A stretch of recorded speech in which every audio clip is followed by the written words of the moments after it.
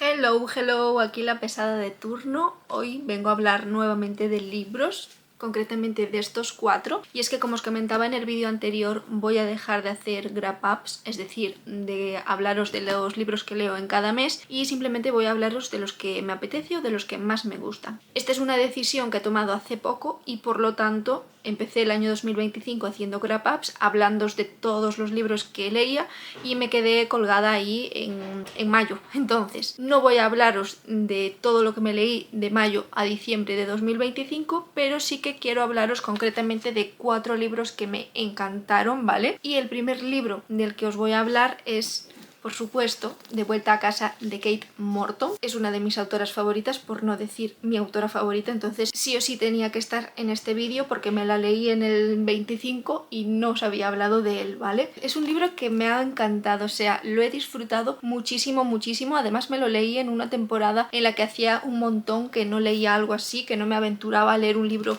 tan gordito, porque es gordito, en un momento en el que además estaba de vacaciones, cosa que pasa una vez cada 2 lustros, y bueno, que lo disfruté un montón, sinceramente. ¿De qué va De vuelta a casa? Pues os cuento así un poquito por encima. Este libro inicia en la Nochebuena de 1959 y se sitúa en un pueblo ficticio llamado Tambilla, que está ubicado en los Altos de Adelaida, en Australia del Sur. Empieza con un suceso trágico, ¿no? Y es que aparecen muertos prácticamente todos los integrantes de una misma familia, entre ellos niños muy pequeños y adolescentes, pero bueno, niños son. Aparecen en una poza, aparentemente como si estuvieran dormidos, y esta frase es bastante importante, ¿no? La de como si estuvieran dormidos. Si leéis el libro, pues ya sabréis por qué, y si lo habéis leído, pues ya me estaréis entendiendo. Este día, por lo tanto, empieza una investigación, ¿no? Policial, pero al mismo tiempo también periodística, y también una intensísima búsqueda, porque la niña menor de apenas unos meses, si no recuerdo mal, ha desaparecido. O sea, están todos los hijos de un matrimonio, pero falta esa niña pequeña, aunque sí que aparece su capazo, ¿no? En el que dormía y en el que la transportaban. Paralelamente a esta historia tenemos otra historia que se ubica 60 años más tarde y protagonizada por Jess Turner Bridge, quien tiene que volver a casa para cuidar de su abuela Nora. Es una persona mayor, bastante viejita, entonces está bastante deteriorada a nivel de salud. En su hospitalización se encuentra bastante desorientada, no conoce demasiado bien a su nieta y empieza a decir una serie de cosas así un poquito raras que van a animar a Nora a investigar también, pues, de dónde vienen. Y esto la lleva a conocer un poquito mejor, a intentar por lo menos conocer un poquito mejor el pasado de su abuela y en general de su familia, de su propia familia. Bueno, poco a poco estas dos historias que contiene el libro se van entremezclando y vamos viendo cómo, bueno, pues están relacionadas. Es un libro muy bueno que a mí me ha gustado muchísimo, que me ha mantenido en tensión de principio a fin, con muchísimas ganas de desentrañar sus misterios, sobre todo su misterio principal, ¿no? Que es qué ha pasado con esa familia que aparece muerta al principio del libro, qué ha sucedido, qué los ha llevado ahí, no sé, increíble, la verdad. Decía en mi reseña que subía a Instagram allá por el 27 de mayo, ¿vale? O sea, hace un montón, que los 4 estados por los que me había hecho fluir De vuelta a casa de Kate Morton fueron intriga, asombro, pena y admiración. Es un libro que además yo pensé que había resuelto antes de que terminara y al final pues me di cuenta de que no era así, de que estaba más enrevesado de lo que yo pensaba. Y bueno, es un libro que de verdad que me encantó muchísimo, y en el que destaco también mucho sus personajes femeninos. Creo que son muy potentes, que tienen muchísimo que contarnos y bueno, es difícil no empatizar con ellos, la verdad. Para terminar, y porque lo puse en la reseña también y porque creo que queda maravillosamente, volver a leer a Kate Morton es siempre como volver a casa. Me encantó. Otro libro del que sí o sí quiero hablaros es Los besos en el pan, de Almudena Grandes. No está para nada en mi top 5, quizás sí en mi top 10, si es que algún día hago top 10, que no lo voy a hacer, pero bueno, quiero que me entendáis. Pero es un libro del que sí o sí os quiero hablar porque me parece, bueno, pues bastante actual dentro de que no se ambienta en la actualidad. Creo que su contenido sí que se puede extrapolar a día de hoy y es muy crítico, y como es muy crítico, yo también soy muy crítica con la sociedad actual y bueno, con lo que nos rodea y todo eso, pues quiero hablar de él y punto. pues este es mi canal. Entonces, pues venga a hacer lo que yo quiera, lo siento. En fin, Los besos en el pan es una novela oral. ¿Qué quiere decir que es una novela oral? Pues que hay muchos personajes que son todos narradores, son todos protagonistas, ninguno tiene así como más peso que otros y están un poquito todos relacionados de alguna forma, ¿no? Es un libro de ficción, pero que representa súper bien a la sociedad de la época del 2008, que como sabéis pues fue una época bastante convulsa, ¿no? Porque bueno, pues estábamos ante una crisis económica y social muy fuerte que todavía a día de hoy, bueno, pues tiene sus repercusiones, ¿no? Y al final, bueno, en un estado como en el que vivimos, ¿no? En el estado capitalista en general, las crisis son sucesos que van pasando cada X tiempo, ¿no? Es algo que está un poco en la estructura, que es importante también por eso, ¿no? Porque al final las crisis que aquí se representan pues son crisis que vamos viviendo y que seguiremos viviendo probablemente, por desgracia, todas nuestras vidas, ¿no? Porque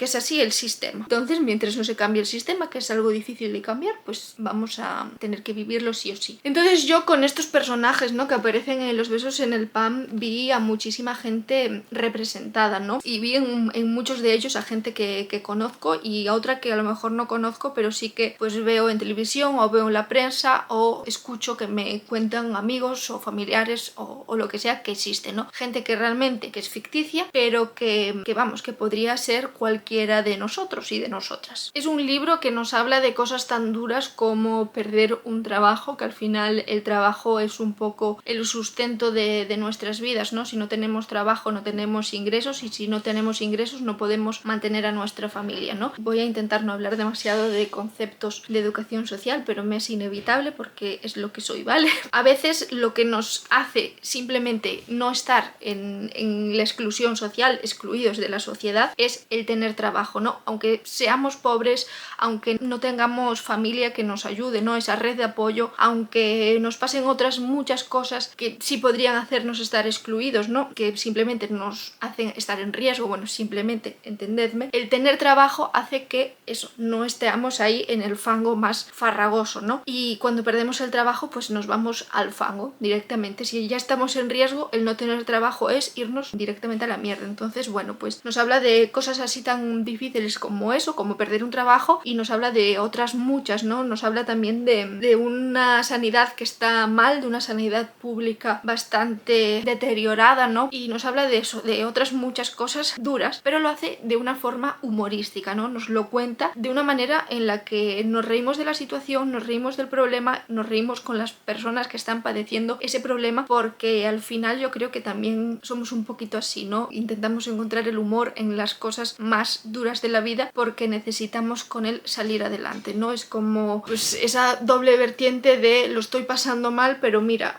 siempre nos quedará el humor. No sé cómo explicarlo, pero yo creo que los españoles somos un poquito así, que siempre intentamos reírnos de nuestras propias desgracias para sobrellevarlas un poquito mejor al menos. Y creo que Almudena Grandes pues también con este libro representa esa faceta, ¿no? de los españoles y de las españolas, escribiendo un libro literalmente así, de forma humorística, pero aún así con mucha crítica social y hablándonos de muchas cosas que nos preocupan y que nos atañen y nos duelen y bueno, que no son propias, ¿no? Como españoles y españolas, vamos. Luego también nos habla mucho de eso que, bueno, vemos constantemente y también un poco porque estamos también en un momento convulso, ¿no? De esa frase, ese eslogan de solo el pueblo salva al pueblo, ¿no? Lo utilizó Machado en la Guerra Civil, pero lo seguimos utilizando muchísimo a día de hoy. Creo que el libro también da cuenta de ello, ¿no? Y creo que también, como os digo, es algo que representa a la sociedad, tanto a la pasada como a la actual, ¿no? Porque se está viendo sobre todo en las catástrofes, en las desgracias naturales que ha habido en los últimos tiempos aquí. ¿El pueblo tiene que salvar al pueblo? Pues no, debería de haber ahí personas que, bueno, pues que son profesionales y que se dedican a salvar al pueblo, pero a veces pues no es así y el pueblo pues tiene que salvar al pueblo y eso lo hacemos perfectamente. No quiero tampoco romantizarlo porque ya os digo, no debería de ser así. Yo como individuo no tengo por qué salvar a otro individuo que lo está pasando mal, que está ahogado porque lo ahoga el sistema, pero pero bueno, lo hacemos porque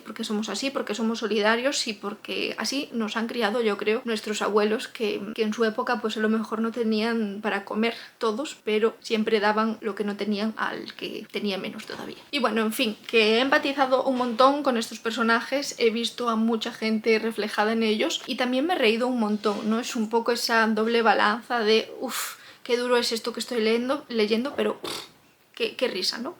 No sé, es raro, pero os animo a leerlo. Además, creo que se lee rápido, tiene 327 páginas. Creo que es un libro bastante asequible para empezar a leer Almudena Grandes, que yo es el primero que leo de ella, y sí que iba con un poquito así de reticencia porque pensaba que iba a ser más difícil de entender o más denso o lo que sea, y al menos este pues para nada, ¿vale? Entonces, si queréis leer Almudena Grandes, si no sabéis por dónde empezar, yo creo que este es un buen libro para iniciaros. De libro duro a libro duro y tiro porque me toca, aunque no rime ni nada de eso, pero bueno, Crisálida de Fernando Navarro. En el otro libro os decía que se hablaban de cosas duras de forma humorística. Aquí para nada, este libro es una hostia y perdonadme pues, la palabra, ¿vale? La palabrota, pero es una hostia en toda regla, en plan así en la cara, pum, sin anestesia, sin preaviso, sin nada, un golpe seco así tras y te quedas noqueado. Eso es este libro, así, lo describo así porque de verdad que golpea fuerte. ¿Es duro? No, lo siguiente, o sea, es durísimo, ¿vale?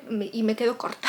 O sea, si vais a leerlo, id preparados de que, bueno, pues lo vais a pasar bastante mal, porque además es muy gráfico, muy descriptivo, muy gore. Es brutal en su lenguaje y en lo que describe, o sea, no se anda aquí con florituras ni nada. Es que no quiero hacer spoilers, pero si os tiene que decir, pues no sé, mierda espichada en un palo, os va a decir mierda espichada en un palo, punto. Crisálida es además un libro que está escrito desde la oralidad, es decir, su protagonista nos cuenta su historia como si nos estuviera hablando literalmente. Además ella es de Granada, entonces pues nos va a hablar así. Estoy en papá, soy de Granada y esas cosas, ¿no? Utiliza el granaíno, ¿no? Esa forma de hablar que hay en Granada. También hay muchas repeticiones, casi no hay puntos, casi no hay comas, nada, nos cuenta su historia así sin respirar prácticamente. Y Nada, ¿quién es? Es una niña que se llama Nada, pero en realidad su nombre no es Nada, es que ha olvidado cómo se llamaba, ¿vale? Nada crece junto con sus hermanos, en total son 5, y crece bajo el desamparo de unos padres negligentes que cierto día tienen la genial idea de dejarlo todo e irse a vivir al bosque y se llevan a sus hijos. O sea, si ya antes vivían mal, pues ahora van a vivir peor y van a vivir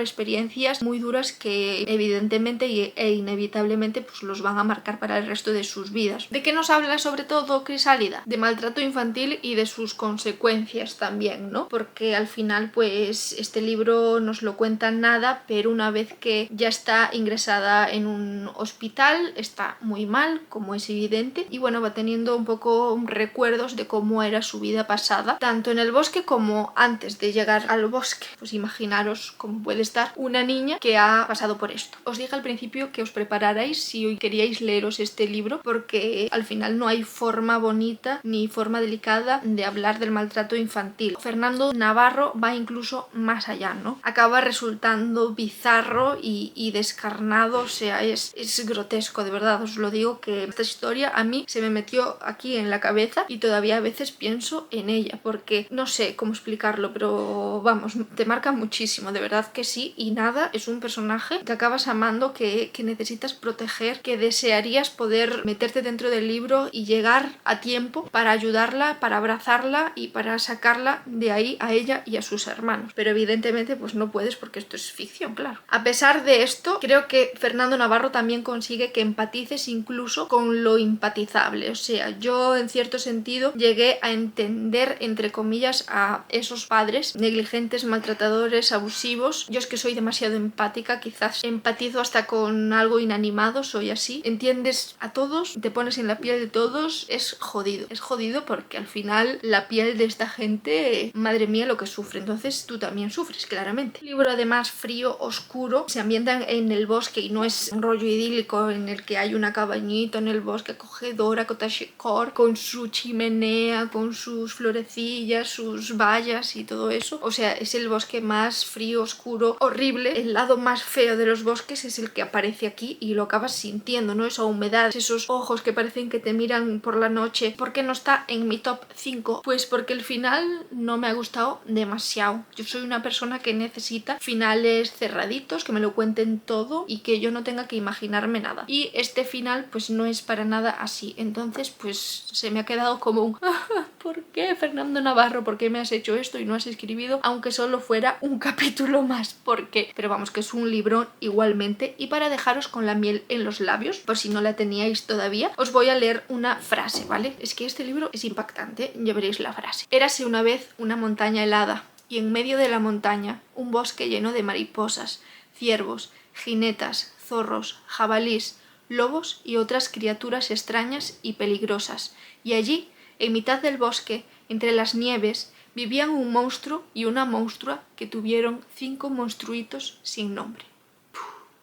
Increíble este libro, de verdad. Después de toda esta crudeza viene un libro que no es para nada crudo, sino todo lo contrario. Es la antítesis de leer y pasarlo mal. Es un feel good en toda regla y el mejor que me he leído en mi vida hasta el momento. Y no es otro que La tienda de hechizos de Sarah Beth Darst. Me ha encantado. Yo pienso en este libro y digo, ay, qué calorcito se me está poniendo así por el cuerpo, de verdad, necesito incluso abrazarme a mí misma. Este libro es todo lo que está bien en esta vida, os lo juro, porque sí, porque sí lo es, ¿vale? Su protagonista es Kiela, que trabaja como bibliotecaria en la gran biblioteca de la capital del imperio, con su compañero Kaz, que no es otra cosa que una planta cinta, amigos y amigas, sí, una planta sintiente y parlante, es que me meo. Y además Kiela es azul, ¿vale? O sea, este libro es un libro de fantasía, claramente. Bueno, pues resulta que son bibliotecarios, ¿vale? Y todo bien hasta aquí, hasta que surge una revolución en el imperio. Esto no es spoiler ni nada, ¿vale? Pasa todo al principio del libro, en el primer capítulo, y nos lo dice también en la sinopsis. Bueno, hay una revolución y ellos tienen que escapar, entonces deciden salvar el mayor número de libros posibles y van a irse en una barquita y acaban llegando a una isla, que es la isla que vio nacer a Kiela, nuestra protagonista. Entonces allí pues se van a la casa que algún día fue la casa de Kiela y también de sus padres, que ahora mismo pues no está, pero es una casa que con el paso del tiempo ha sobrevivido, pero que sí que está en bastante mal estado, entonces tienen mucho trabajo por delante nuestros queridos bibliotecarios. ¿Qué pasa? Que tienen un vecino súper guay, súper musculoso, súper atento y súper todo, que los descubre pues los primeros días y va a intentar ayudarlos, ¿no? Así poquito a poco, pues arreglando la chimenea, que si trayendo comida, porque ve que Kiela y Kaz pues no tienen para comer. Bueno, así